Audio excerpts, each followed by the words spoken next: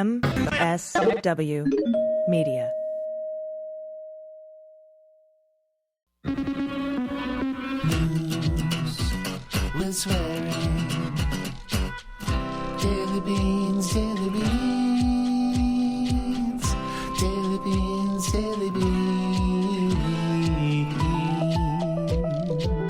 Hello and welcome to the Daily Beans for Thursday, December 4th, 2025. Today, the Pentagon knew there were survivors of the September 2nd boat strike. Ghislaine Maxwell is going to file a habeas petition challenging her incarceration, and she's worried that the release of the Epstein Files will be damaging to her case. Nancy Mace is considering following Marjorie Taylor Greene's lead and resigning before the end of her term in the House. The Department of Defense Inspector General found that Pete Hegseth's signal chat put troops in harm's way. Democrats swung 13 points with every county moving left in the special election for Tennessee's 7th Congressional District. The government is inviting employees to voluntarily disclose their disabilities. The House Judiciary Republicans have refused Jack Smith's demand for public testimony and have issued a subpoena to hold questioning behind closed doors. Judge Beryl Howell has barred the Trump administration from making warrantless arrests of immigrants in D.C. unless they're deemed a flight risk, and the Speaker of the Virginia State House said the legislature there is considering a 10 Dem, 1 Republican congressional map. I'm your host, Allison Gill. Hey, everybody. Happy Thursday. Lots going on in the news. Dana's out today. She's traveling, so I'm here solo. First of all, Afton Ben did not win the special election in Tennessee's 7th District, but she did claw back 13 points from Trump's victory in the district in November, and every single county in the district moved to the left. That's pretty incredible for a progressive Democrat in a deep red district who was ferociously outspent. So congrats to all the volunteers in the campaign of Afton Ben. Really well done. I wish we could have pulled it out, but just incredible pulling back those 13 points. And the Speaker of the Virginia State House of Representatives said in an interview that the legislature there is considering redrawing their 6 Dem, 5 Republican map. It's 6-5 right now. They want to make it 10-1. They said that's not out of the realm of possibility. And I think that that would be outstanding. So I hope they get that done. Also, the Department of Veterans Affairs sent out an email to all its employees with a link inviting them to disclose their disabilities to the government, specifically Russ Vought over at Office of Personnel Management. Now, they're calling it the Biannual Self-Identification of Disability Campaign. And they claim it's part of an effort to hire and advance people with disabilities. But that is complete bullshit. I worked at the VA for over a decade, as you know. We never had any biannual self-identification of disability campaign. The VA knows the only way they can legally get their hands on your personal disability information is if you voluntarily give it to them. So don't. I wouldn't. There's no reason to. Also, Ghislaine Maxwell is worried that the Epstein Files being released would really damage her reputation.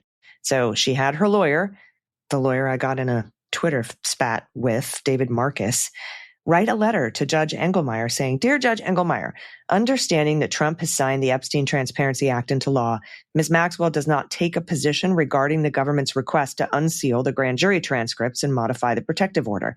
At the same time, Ms. Maxwell respectfully notes that shortly she will be filing a habeas petition pro se." That means by herself without lawyers.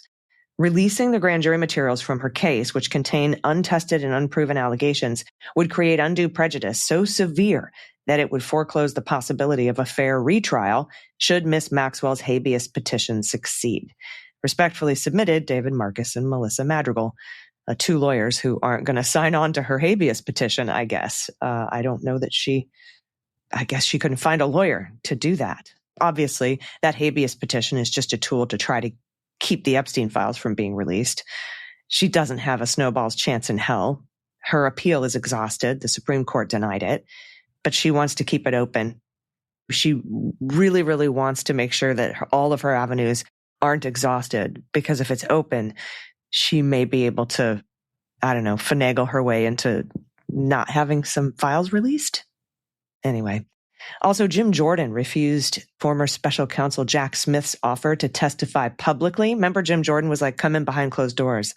Jack Smith wrote a letter saying, nah, bro, I'm going to come in and testify in public so that you can't twist my words around, right? Well, Jim Jordan says, no, you can't testify in public. And they've issued a subpoena for him to appear before the House Judiciary behind closed doors. Now, Andy McCabe and I are going to discuss that on this weekend's episode of the Unjustified podcast. So subscribe to that if you aren't already. All right, everybody, we have a lot more news to get to. Let's hit the hot notes. Hot notes. All right, first up, Pete Hegseth's fog of war. You don't understand. We didn't see those two guys, and you would know that if you didn't sit up here on your journalism desks or whatever. We now know that that was bullshit. From the Associated Press, the Pentagon knew there were survivors after a September attack on an alleged drug boat in the Caribbean Sea. The U.S. military still carried out a follow-up strike, according to two people familiar. The rationale for the second strike was that it was needed to sink the vessel. That's according to people familiar with the matter who spoke anonymously. The Trump administration says all 11 people aboard were killed. What remains unclear was who ordered the strikes and whether Defense Secretary Pete Hegseth was involved. That will be part of a classified congressional briefing today with the commander that the Trump administration says ordered the second strike, Admiral Frank Bradley. Now, Hegseth has defended the second strike as emerging from the fog of war, saying he didn't see any survivors, but also he didn't stick around for the rest of the mission. Okay. Hegseth is undergoing scrutiny over the military strikes on alleged drug traffickers in the Caribbean.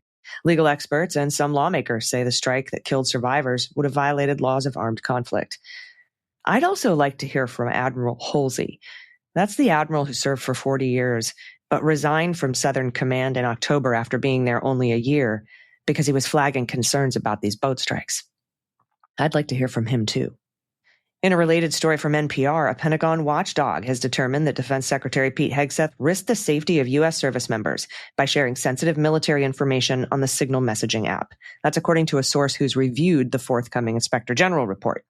The report, which is expected to be released today, as early as today, was launched after a journalist for The Atlantic revealed in March that he'd been added to a Signal chat on the encrypted messaging app in which Hegseth and other top officials were discussing plans for U.S. airstrikes against Houthi rebels in Yemen. And this was just found because that guy was accidentally added. Imagine how many other classified information went out on unsecure Signal chats. Now, a summary of the report provided to NPR finds that had a foreign adversary intercepted the intelligence discussions, it would have endangered U.S. service members and the mission at large. The investigation was conducted by Pentagon Inspector General Stephen Stebbins. His findings were shared with NPR by a source who has seen the document but was not authorized to discuss it publicly. The report concludes that Hegseth, who sent the information about targets, timing, and aircraft to two Signal groups, including his wife and brother, violated Pentagon policies about using personal phones for official business. Hegseth would not sit for an interview with the Inspector General, according to the report, and he would only provide a written response. In his response, Hegseth stated he was able to declassify information. The Inspector General did not determine whether Hegseth had declassified the information in the chat at the time it was shared, but acknowledged that, as Secretary of Defense, he does have the authority to do that. Hegseth also told the Inspector General he believed the investigation was political in nature and that he lacked faith in Stebbins. In a statement, Chief Pentagon spokesman Sean Parnell said the findings absolved Hegseth of any wrongdoing. Quote, the Inspector General review is a total exoneration of Secretary Hegseth and proves what we all knew all along. No classified information was shared. This matter is resolved, and the case is closed. Wow. Actually, classified information was shared. He just said he declassified it after the fact to avoid being caught breaking the law. Now, the report is the product of months of investigation. The probe was launched in April in response to a request from the top Republican on the Senate Armed Services Committee, Roger Wicker of Mississippi, and Jack Reed, the top Democrat. Over the course of the investigation, the report states, Hegseth only provided a few of his Signal messages to the Inspector General, and as a result, Stebbins was forced to rely mostly on screenshots of the chat from The Atlantic. Wow. We're going to cover this report in more detail when it comes out later today. Next up, from the Times, Representative Elise Stefanik of New York called Speaker Mike Johnson a habitual liar. Representative Nancy Mace of South Carolina has told people she's so frustrated with the Louisiana Republican and sick of the way that he has run the House, particularly how women are treated there, that she is planning to huddle with Representative Marjorie Taylor Greene of Georgia next week to discuss following her lead and retiring early from Congress. Wow. Representative Anna Paulina Luna of Florida has gone around Mr. Johnson in a bid to force a vote he has declined to schedule on a bill to ban members of Congress from stock trading. Also, if you don't like the way Republicans treat women, maybe you shouldn't be a woman and a Republican. Less than a year out from the midterm elections, in which Republicans' vanishingly small majority is at stake, Mr. Johnson's grasp on his gavel appears weaker than ever as members from all corners of his conference openly complain about his leadership. Some predict he may not last as the speaker for the rest of this term. Republican women in particular have been publicly challenging Johnson and taking issue with his priorities and his style. Their dissatisfaction is indicative of a broader splintering of a restive group of GOP lawmakers who are perpetually unhappy with their leaders, but appear to be reaching a breaking point with the current man at the top. Quote, rarely have things been completely harmonious in this conference, but it does seem like there's an unusually high level of discontent. That was Kevin Kelly, a Republican representative from California who's been at odds with Johnson over the redistricting battles that will likely put him out of a job next year. He added, the overriding issue is the House has not been at the forefront of driving policymaking or the agenda in Washington. This is naturally going to be frustrating to members who ran for Congress to make an impact on issues they care about. What issues are Republican issues? What are you talking about? What policy? Banning stuff and taking away people's rights? Like, what policy do you have besides giving tax breaks to billionaires, which you got done through budget reconciliation? Anyway, the rifts have opened as Republicans preparing to face voters in the next year's elections are increasingly worried that they have squandered a year in which their party had total control of the government. Ms. Stefanik told the Wall Street Journal in an interview that Johnson would not have the support to remain speaker if the vote were held tomorrow, adding that dissatisfaction with him among Republicans was that widespread. Some House Republican women have privately predicted that Johnson's speakership will end this term, either as a result of Republicans losing their majority before Election Day or because Johnson is ousted by his own members, like his predecessor. Quote, I stand with Elise. That's what Nancy Mace said, who's running for governor in South Carolina, in a text message on Wednesday morning, a day after Stefanik's enmity boiled over in a public feud with Johnson over a provision she wanted to include in the annual defense policy bill. Stefanik announced on social media on Wednesday that Trump had intervened and that she had prevailed. After a three-way phone call, she said, Johnson had agreed to include the measure she was demanding that would require disclosure when the FBI opens investigations into political candidates. Wow, why would you want that? That was after she had written on social media that she was receiving just more lies from the speaker and that Mr. Johnson often falsely claimed to know nothing about an issue. She called it his preferred tactic to tell members when he gets caught torpedoing Republican agendas. This year, there are only 3 women in the incoming Republican freshman class: Julie Fedorchak of North Dakota, Sherry Biggs of South Carolina, and Kimberlyn King Hines of the Northern Mariana Islands. By comparison, there were 7 Republican women in the incoming freshman class of the previous Congress. There's currently just one woman chairing a House committee, Representative Virginia Foxx of South Carolina, who leads the Rules Committee. She said that the insinuation that there was mounting ire from women directed at Mr. Johnson was brainless and ignorant. Now, oddly, the headline of this article wasn't that Nancy Mace is considering resigning. There's something about Republican anger at Johnson as party frets about future. Talk about burying the lead. I would love to see Nancy Mace step away from Congress. And finally, Judge Beryl Howell has ruled on a motion to certify a class of immigrants in the District of Columbia, barring ICE and the Department of Homeland Security from arresting immigrants without a warrant unless they're a flight risk.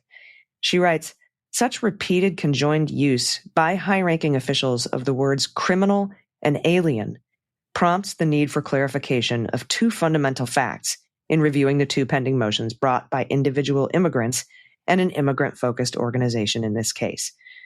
First, as a general rule, it's not a crime for a removable alien to remain present in the United States.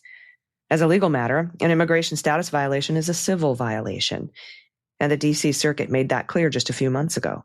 Consequently, viewing all immigrants potentially subject to removal as criminals is, as a legal matter, plain wrong. Treating all immigrants potentially subject to removal as if they were criminals highlights the Supreme Court's wise caution that, quote, perceived mistreatment of aliens in the United States may lead to harmful reciprocal treatment of American citizens abroad.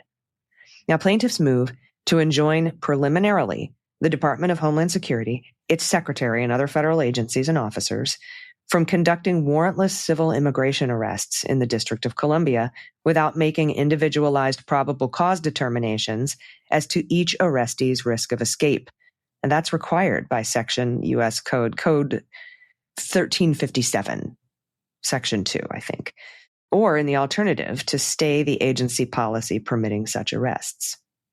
Separately, plaintiffs also move for certification of a broader class consisting of all persons who, since August 11, 2025, have been or will be arrested in the district for alleged civil immigration violations without an administrative warrant and without probable cause, and an additional subclass to the unassessed escape risk class.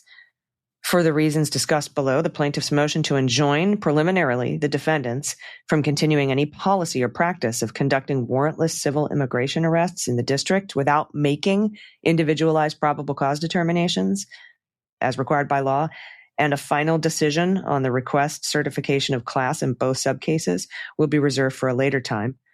But defendants are preliminarily enjoined from enforcing their policy of conducting warrantless civil immigration arrests without probable cause to believe that arrestee is likely to escape before an administrative warrant can be obtained. And only plaintiff's proposed unassessed escape risk class is provisionally certified. So she's certified that one class, and she's barring DHS from making arrests in the District of Columbia without a warrant, unless they're individually assessed as a potential flight risk. So that's very good news. And we'll see what happens in the appeals court, as I'm sure the Trump administration will appeal that ruling. All right, everybody, we've got a bunch of good news to go over, but we do have to take a quick break. So everybody stick around. We'll be right back. After these messages, we'll be right back. Hey, everybody. December can be a lot. Between parties and holidays and shopping and travel, I start to feel stretched pretty thin. And my reset button is CBD from CB Distillery. Its clean formulas, straightforward dosing, and dependable results help me slow down and show up for the people I love.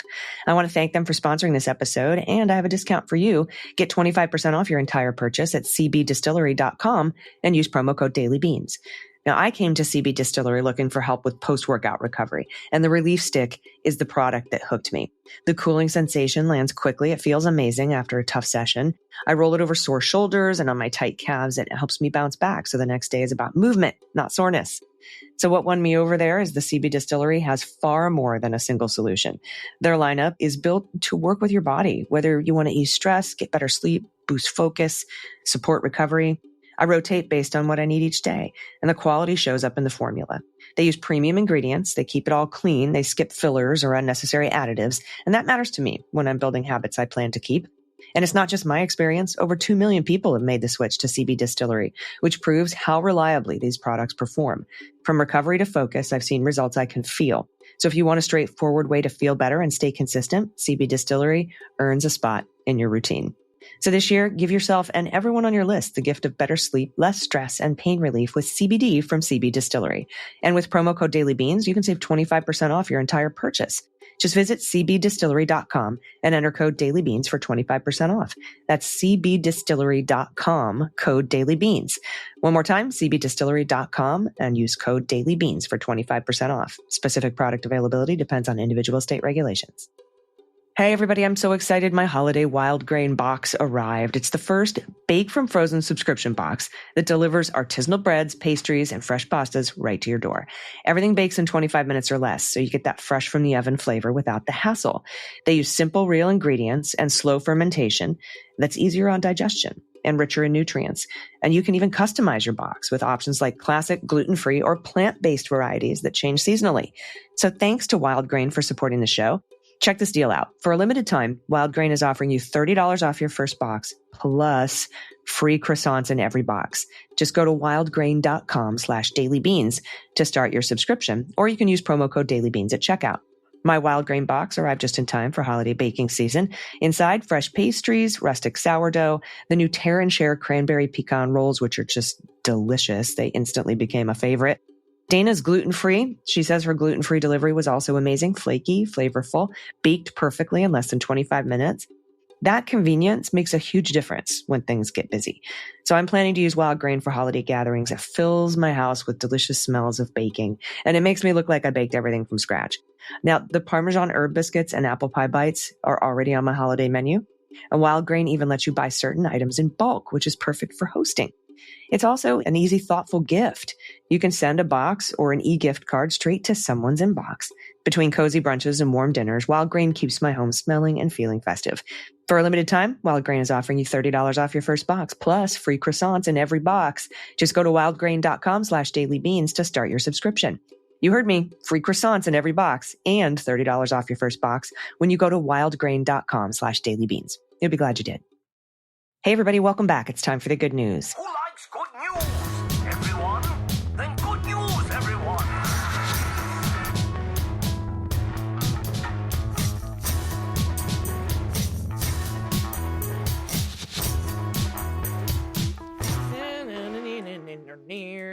Good news. And if you have any good news, corrections, especially pronunciation corrections, we would love to hear those. We always like to make sure we're pronouncing things right. And because we read so much, we don't really get to use the words that that we see on a daily basis. So if you have any corrections, please send them to us. Also, if you have a shout out, it can be a shout out to yourself, a loved one, a small business, your small business. Show us what you're making or creating. It can be a shout out to a government program, a spouse. You can even shout out your dissertation and thesis titles. We love to try to pronounce what's in those. You guys are all so smart. Send it all to us. And all you got to do to get your good news submission read on the air is pay your pod pet tariff, which means attach a photo of your pet. And if you don't have a pet, send an adoptable pet. We'll see if we can find him a home. And if you don't have that, really, just any animal off the internet is fine. We love otters and frogs and pandas, and I like secretary birds and naked mole rats and pygmy marmosets and axolotls. It just whatever is fine. I swear, any picture will do. We also love pictures of bird watching photos, which is, either a bird or you flipping the bird to a Trump building. So send it all to us, whatever it is. dailybeanspod.com. Click on contact. First up is your good trouble. Your good trouble comes from Ellen, pronouns she and her. If immigrants could attend their hearing over Zoom, they wouldn't be at risk by just following the law and attending their immigration hearing. So we have a petition for virtual court hearings. Stop ICE kidnappings at courts. Demand virtual court hearings now. This is at change.org. We're going to have a link in the show notes. And the pod pet tariff from Ellen is a kitten in a hat. A little grumpy about the photo session, waking him up. Now he's 15 pounds, so I cherish this old picture of him. Look at the kitty in the beanie. Oh, he's adorable. Ellen, thanks for that good trouble. Next up from Tim Anonymous, pronouns he and him. Hello! I enjoy waking up on a weekday morning or a Sunday morning for Unjustified because I know there's a new episode to listen to and generally catch about 15 minutes of it before your mellifluous voices lull me back to sleep, usually waking me back up amid the good news. I'm an actor, director, playwright, touring the country via automobile out of Imlay City, Michigan, where we have found an amazing Victorian home, soon to be bed and breakfast, with a series of one-man Shakespeare events, which I bring to high schools and colleges. In 2018, I created Man Cave, a one-man sci-fi climate change tragicomedy, which got wonderful reviews on the road, but didn't seem to move the needle on that whole taking action component. When America elected the Orange Julius a second time, I decided it was time to dig deeper, writing a sequel to Man Cave. Plot: The Last Man on Earth broadcasts to whatever Klingons, Vulcans, or Tralfamadorians might still be out there listening, trying to explain how not to do what we did. I'll be taking both on the road through 2026, along with my Shakespeare stuff. I attached photos of our cat, Ivy, along with a peek at our soon-to-be bed and breakfast. I don't know anything about cat breeds, so it's all good. Thanks for all you do, Tim. This house is incredible, Tim. And look at the sweet baby kitty. Hello. Thank you for that. Love it. All right, next up, Dr. Worm. Doctor, pronouns doctor, she, her. Ladies, major good news announcement. It's the official start of risotto season. A personal life goal is to become the queen of risotto. I'm not sure how to reach that level, i.e., how do I know I make it? How do I know? Yeah, how do you know that you made it to Queen of Risotto? Pictured is a caramelized cabbage risotto, venison shank, and Eli's green beans that I cooked last night with my bestie, Swoon. It's hella snowy in Chicagoland and temps are about to dip, so get your risotto and jug wine on, people. Pod pet tariff is the morning snuggle with Moo. Look at this sweet baby. And look at the delicious risotto. I do love a good risotto. Thank you, Dr. Worm. Next up from Nisha, pronouns she and her. Hey, y'all. Thank fuck for ladies like you. You help keep us all sane with this fucking fucked fascist bullshit. I swear I'm going to go bald before this ends from pulling my hair out from the stupidity of the administration and the chief Cheeto motherfucker. Are you Gen X, Nisha? We listen to you every morning as we drive into work, which keeps us informed because y'all keep it simple with good humor, because the big news folks just try to baffle us with bullshit. The good news always makes me smile with all the fur babies that get sent in. I subscribed to be a patron so I could see all the pics. The first pic is my babies. We lost my old girl 2 years ago at 21 years old. The other two idiots are Bo and Winnie, part of the reason I'm probably going to be bald from pulling all my hair out. The second pic is my new-ish hobby since COVID times. Happy holidays from me and my chaos crew, Anisha. Thanks. Look at the sweet babies. They're adorbs. And keep the fuckery going, she says. Oh, and look at this beautiful painting of looks like a Pekingese. It's gorgeous. All right, next up, anonymous, pronouns she's, hers. She's hers. Good news. It's really tough living in a red state and working in healthcare. I'm a lab tech. Yeah, I perform COVID tests as part of my work. But I want to thank you, Beans Queens, for being a light in the redness.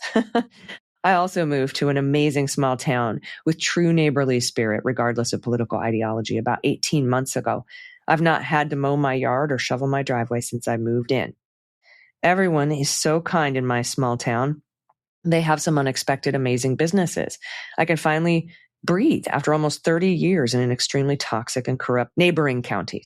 To that end, I did my research, and a redacted dog breed became my perfect fit.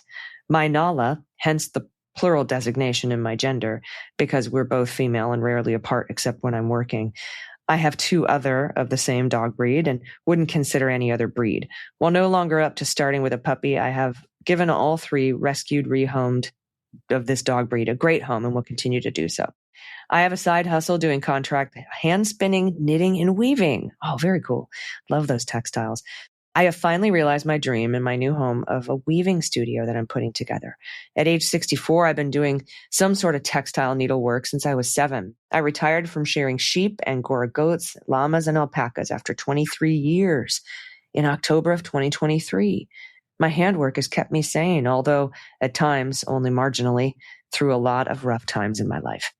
For my pod pet tariff, I've included a picture of my beloved Nala, who chose my feet over her bed in front of the wood stove in my knitting nest, and a picture of a wedding shawl that is hand spun and hand knitted that I gave as a gift to a very special young friend. It's spread out over a full-size bed for scale. Keep up the great work, Beans Queens. I listen to you on the YouTube daily. All right, let's look at this dog. Oh, look at that sweet baby. And wow, that is an incredible shawl. It's huge also.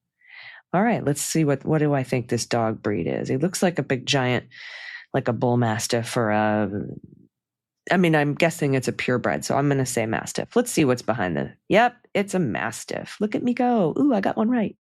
Thank you so much for that. Next up, and our final submission is from Karen. No pronouns given. Hi, AG and DG. You said we could share some good news or a memory from 20 years ago, so I thought I would do just that. 20 years ago, my lovely cousin Myrna invited my family to her house for Thanksgiving. We've always adored Myrna and her family. Myrna is my mom's first cousin, and she was like a surrogate grandmother to my children. Her kids are some of my favorite cousins. That year, her family was preparing 3 turkeys. Her husband made a roasted turkey. Her son-in-law made a big green egg turkey. I should also give a shout out to her daughter Bethany, who turned me on to the daily beans. And her son Kevin was making a fried turkey. Also, this particular year, my son was 6 years old and was recovering from a traumatic injury to his arm, which landed him in the hospital for 8 days with 4 surgeries. Holy cow. In October of 2005. So we were especially glad to all be together as a family. Before dinner, my son walked up to Myrna and touched her wrist gently, saying in the sweetest high-pitched little voice, "Myrna, fire." She asked, "Where, sweetie?" He said, "In the backyard." And we looked outside and saw the fried turkey with flames shooting 12 feet in the air. I've never seen Kevin run that fast, and he was a championship squash player. He somehow put out the flames. I don't recall whether we actually got to taste the fried turkey that year, but in the end, there was no harm done, and it was a hilarious memory. We were all together this year again at Myrna's for the night before Thanksgiving, and we were all laughing, remembering the flaming turkey. Oh, what a great example of good news that happened a long time ago. Thank you for sending this story in. For my pod tariff, I'm sending you a photo of me holding my sweet son that night at Myrna's house. You can see the ginger way he's holding his arm. I also tell you that 20 years later, my son is totally normal and recovered and plays tennis and pickleball. Oh, that's good. His arm is normal and recovered. So I want to send a shout out to Myrna, who's gracious and loving and always brings our families together. She's currently recovering from a shoulder replacement, and I'd love for all of the Leguminati to send positive healing vibes. Done. That's a deal, Karen. Every family should be lucky enough to have a Myrna. Look at this. Oh, wonderful. What a great story. Thank you for sharing that. If you have any stories like that you want to send in, please do. Think of it as like us all hanging around talking and sharing old stories. That's what the good news is for. Send it to us at dailybeanspod.com and click on contact. Dana's going to be back in your ears tomorrow. I'll see you over on the Beans Talk video podcast. Please subscribe to it over at the MSW Media YouTube channel. And until tomorrow, please take care of yourselves, take care of each other, take care of the planet, take care of your mental health, and take care of your family. I've been AG, and them's the beans. The Daily Beans is written and executive produced by Allison Gill with additional research and reporting by Dana Goldberg. Sound design and editing is by Desiree McFarlane, with art and web design by Joelle Reeder with Moxie Design Studios. Music for The Daily Beans is written and performed by They Might Be Giants, and the show is a proud member of the MSW Media Network, a collection of creator-owned podcasts dedicated to news, politics, and justice. For more information, please visit mswmedia.com. MSW Media.